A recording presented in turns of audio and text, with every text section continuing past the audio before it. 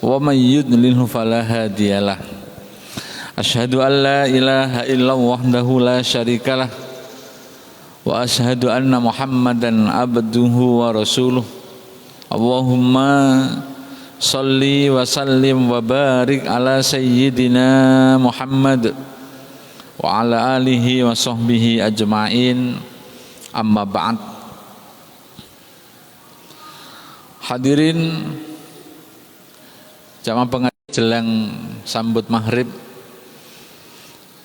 kita bersyukur kepada Allah Subhanahu wa taala sampai hari ini kita masih diberikan ketetapan iman sehingga mampu melaksanakan satu di antara kewajiban kita sebagai seorang muslim, melakukan puasa di bulan Ramadan. Moga-moga dengan kita bersyukur kepada Allah ini, Allah terus memberikan tambahan nikmat untuk kita semua, sehingga dengan tambahnya nikmat itu kemudian menjadikan kita lebih semangat lagi dalam rangka meningkatkan amal ibadah kita kepada Allah Subhanahu wa ta'ala. Salawat dan salam kita haturkan pada junjungan Nabi kita, Nabi Agung, Nabi besar, Nabi Muhammad sallallahu alaihi wasallam, yang telah memberikan tuntunan untuk kita semua dalam rangka beragama. Dengan mengikuti sunnah beliau, tidak ada lain satu harapan yang kita inginkan, kelak kita diakui sebagai umat beliau yang pada akhirnya kita diberikan syafaat. Amin Allahumma amin. Hadirin yang berbahagia, di 10 yang pertama, etapa pertama sudah hampir kita lalui. Kita akan menuju etapa kedua, 10 yang kedua. Dalam bahwa 10 pertama Allah memberikan rahmatnya, 10 kedua memberikan maghfirahnya, di 10 terakhir Allah memberikan idkum minan nar, pembebasan dari api neraka. Bagi kita semua sebagai umat yang diberikan nikmat iman tadi, menjadikan 10 kedua ini menjadikan satu semangat untuk lebih kita bisa meningkatkan fasilitas Allah berikan, yakni puasa ini. Karena hakikatnya Ramadan diberikan itu untuk kita semua sebagai bentuk kasih sayang Allah kepada kita semua. Bagaimana kalau tidak dipaksa? Mungkin kita tidak akan mau berpuasa. Padahal misalnya Rasulullah memberikan tuntunan hendaknya kita puasa Senin Kamis, diberikan fadilah-fadilahnya, pahalanya luar biasa. Ada lagi puasa Yaumil Bid, hari tengah bulan, tanggal 13, 14, 15, fadilahnya begini-begini disampaikan. Ada puasa-puasa sunnah yang lainnya, dan itu ada syariatnya, ada tuntunannya, ada hadisnya. Tetapi karena itu bersifat sunnah, kadang kita masih bermalas-malasan atau bahkan jarang kita lakukan. Baru Allah kemudian membuatkan satu skenario untuk kita semua sebagai bentuk kasih sayangnya, yakni diwajibkannya umat-umat terdahulu juga puasa. Umat-umat Nabi terdahulu juga ada syariat puasa. Nah, kita pun juga ada syariat puasa yang wajib untuk kita di bulan Ramadan. Coba kita bayangkan, kalau saja nafsu kita lepas 12 pada binatang, bagaimana kita secara konsumsi kita memaksa terus, tidak ada puasa, mulut dipaksa terus untuk bergerak, untuk mengkonsumsi segala hal macam makanan. tanpa mempertimbangkan bagaimana lambung kita, bagaimana usus besar kita, maka puasa dipaksa untuk berhenti, dipaksa untuk membatasi pola makan kita, karena Allah sayang untuk kita, mengistirahatkan proses lambung, usus besar, semuanya diistirahatkan dengan puasa. Nafsu yang asalnya kita, mohon maaf bagi yang sudah besar menikah, sebelum puasa kita bebas berhubungan suami istri, tetapi puasa harus dibatasi. Lonjakan nafsu harus dipaksa untuk turun. Hanya uhilla lakum lailatas syiyam, dihalalkan kita berhubungan suami istri, hanya kita dipaksa. Sebagai penduduk surga, tidak pantas penduduk surga harus membawa noda masuk surga. Maka kita dipaksa dengan harapan puasa 1 bulan itu akan mampu mereduksi kita, nafsu kita kembali stabil, bisa terkendali, organ tubuh kita menjadi fit kembali. La'allakum tattaqun, harapan dengan modal kita menjadi seorang takwa, kita akan semakin tunduk, semakin pasrah, semakin dekat dengan Allah Subhanahu wa ta'ala. Hadirin yang berbahagia, itu semua adalah kehendak Allah, menginginkan kita ini menjadi orang yang baik. Tetapi kenyataannya kita bisa melihat fenomena di luar, semakin di 10 terakhir, di 10 yang pertama saja sudah banyak kita melihat saudara kita yang mungkin mohon maaf tidak berpuasa tanpa ada rasa malu, sudah terbuka. Tidak seperti dulu yang warung saja harus ditutup, yang kelihatan hanya kakinya. Sehingga ada guyonannya disebut warung ya yang gerakannya kakinya, tidak kelihatan orangnya. Tapi sekarang baru di 10 pertama sudah terbuka, bebas, kelihatan. Apakah ini tanda bahwa ketaatan kita menjadi jauh merosot? Apakah ini menjadi tanda bahwa Allah memberikan musibah untuk kita karena kita sudah tidak taat lagi kepada Allah?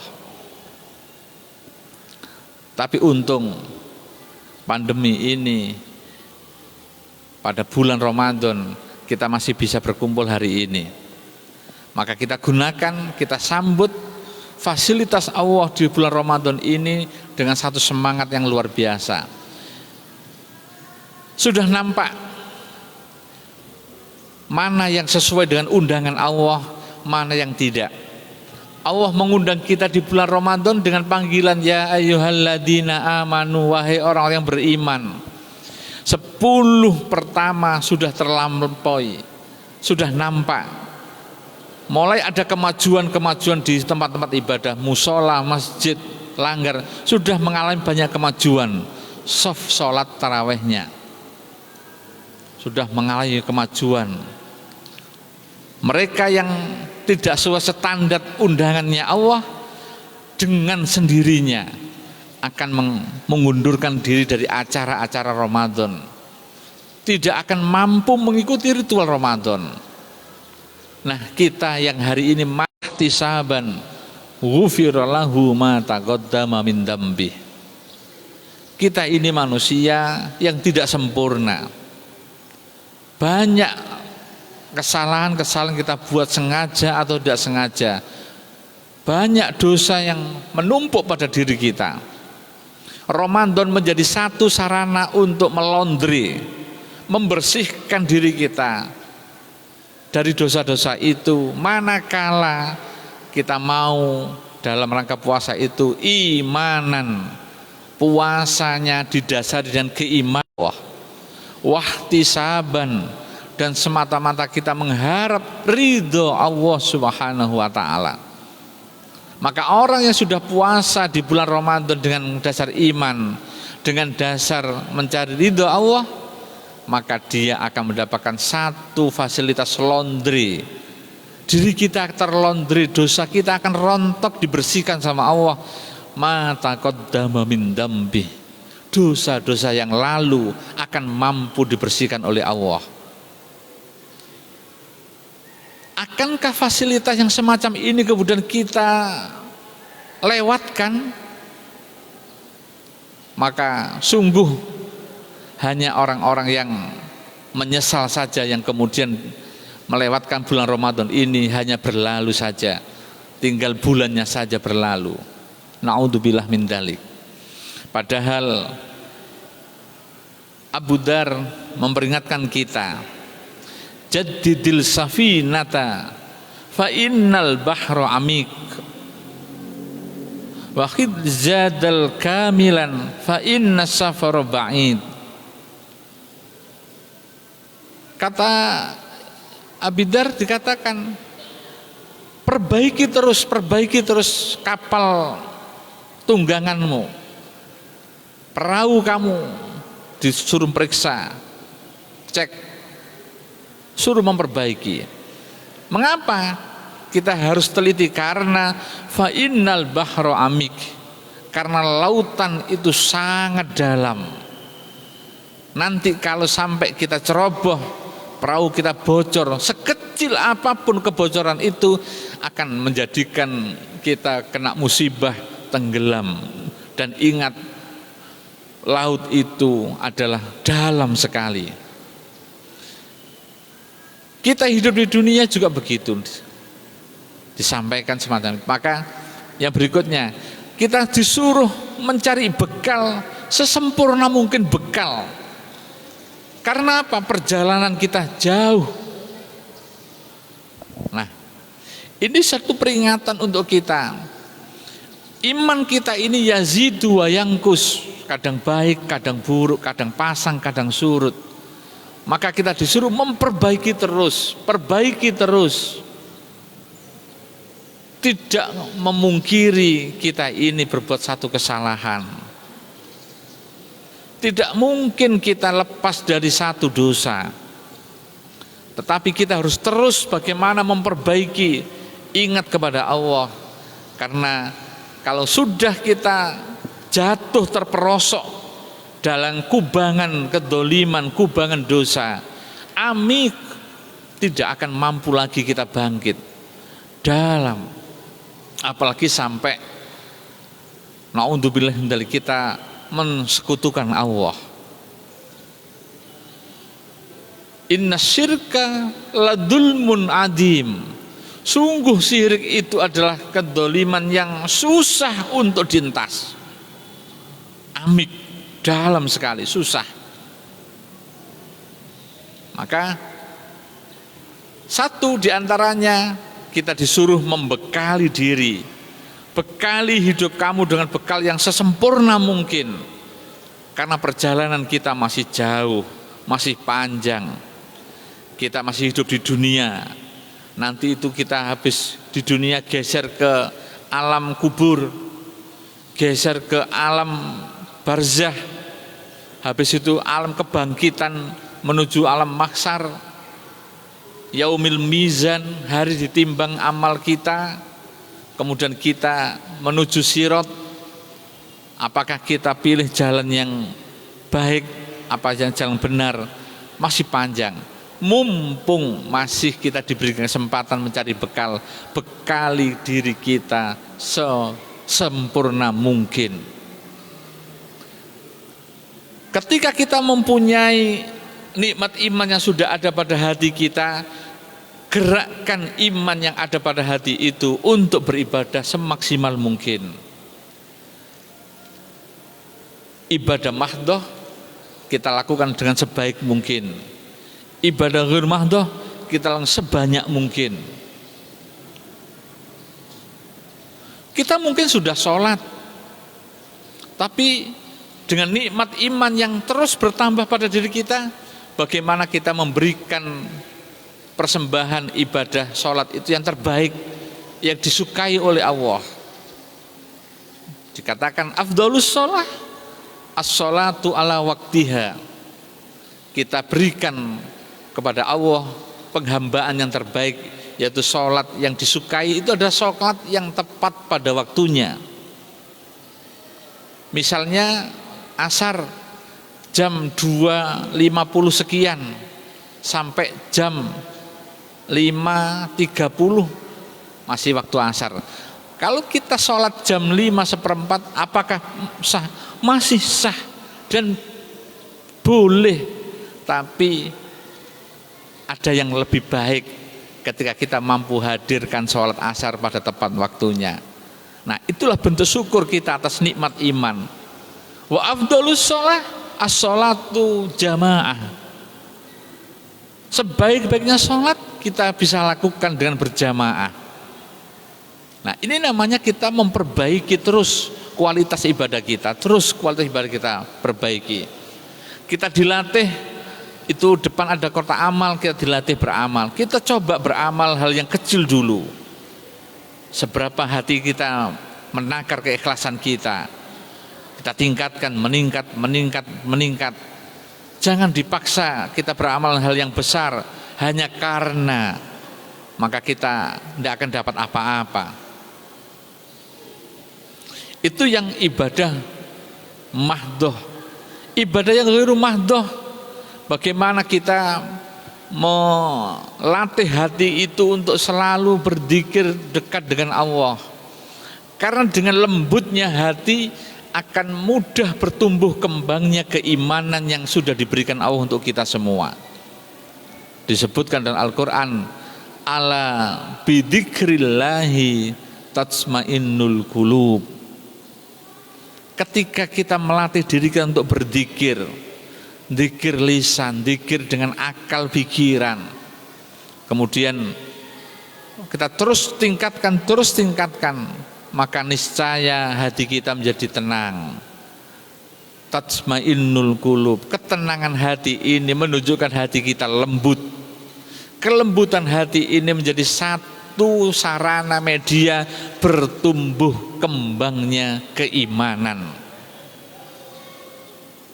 Nah, ketika keimanan sudah bisa bertumbuh kembang dengan baik, niscaya hubungan kita hablum minallah menjadi baik dan meningkat secara maksimal. Puasa melatih kita untuk semua itu.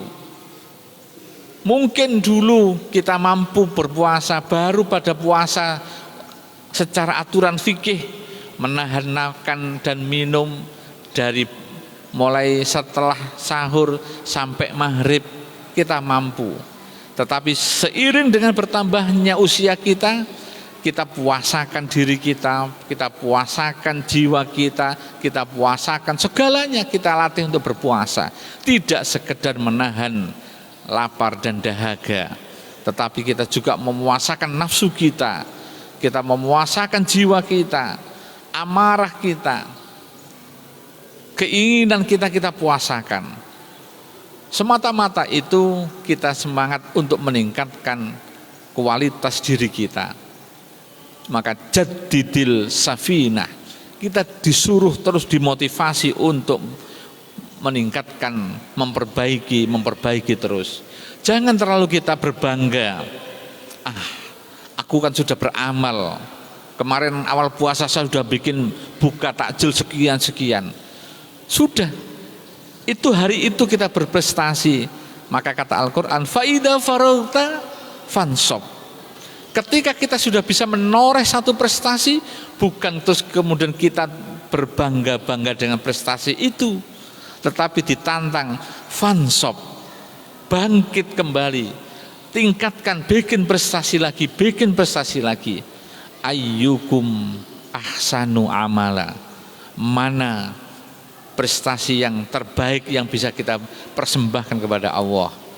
Bukan kita bangga dengan prestasi itu, tetapi itu menjadi pemicu untuk jaddidis safinah, untuk terus memperbaiki kualitas diri kita dalam rangka menghambakan kita diri kepada Allah Subhanahu wa taala.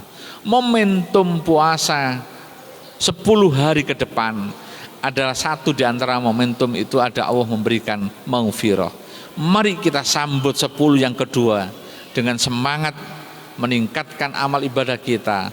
Tidak lupa terus kita memperbanyak istighfar, kesadaran kita atas kelemahan diri kita, atas banyaknya gelimang dosa pada kita, menjadi satu semangat untuk terus menggelorakan maghfirah, ampunan, mohon ampunan kepada Allah Subhanahu wa taala. Hadirin yang berbahagia,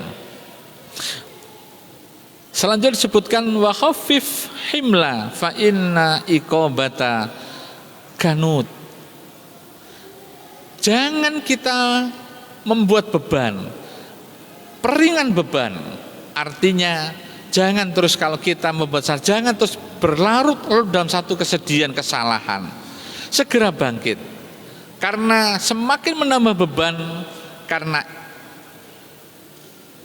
siksa itu sangat berat. Siksa itu sangat berat. Maka disebutkan dalam hadis, wa'ad bi'is sayyi'atal hasanata tamhuha. Ketika kita terjerumus dalam satu perbuatan yang tidak dibenarkan oleh agama, ketika kita sadar, maka segera ikuti kejelekan yang kita buat dengan satu kebaikan. Karena kebaikan yang kita buat akan mampu tamhuha, akan mampu menghapus, menutup kembali celah kesalahan kita itu.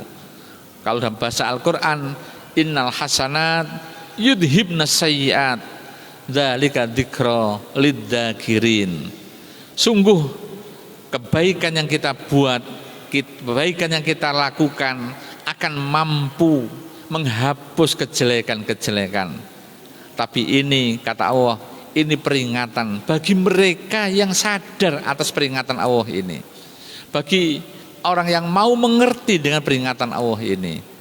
Karena itu mari, satu diantaranya dengan kita memperbanyak istighfar, yang kedua kita memperbanyak membaca Al-Quran. Karena syahrul Ramadan syahrul Quran. Budaya tadarus itu adalah budaya tadarusnya Rasulullah ketika beliau bertadarus dengan malaikat Jibril. Setiap bulan puasa malaikat Jibril turun untuk semak-semakan, untuk ngecek kembali hafalan Rasulullah. Itu yang dibahas dengan tadarus. Satu membaca, satu menyemak, satu membaca, satu mendengarkan dengan baik. Nah, dengan tadarus kita membaca, memperbanyak baca Al-Quran, ingat ada lompatan-lompatan pahala luar biasa. Likulli harfin asul hasanat. Setiap satu huruf kita dapatkan 10 kebaikan. Alif lam mim itu bukan satu huruf, tapi 3 huruf, berarti 30 kebaikan sudah kita dapat. Moga-moga dengan kita memperbanyak membaca Al-Quran, semakin banyak kebaikan kita peroleh untuk bekal hidup selepas Ramadan yang menuntun pada kebaikan. Moga-moga Allah memberikan hidayah untuk kita semua. Amin. Assalamualaikum warahmatullahi wabarakatuh.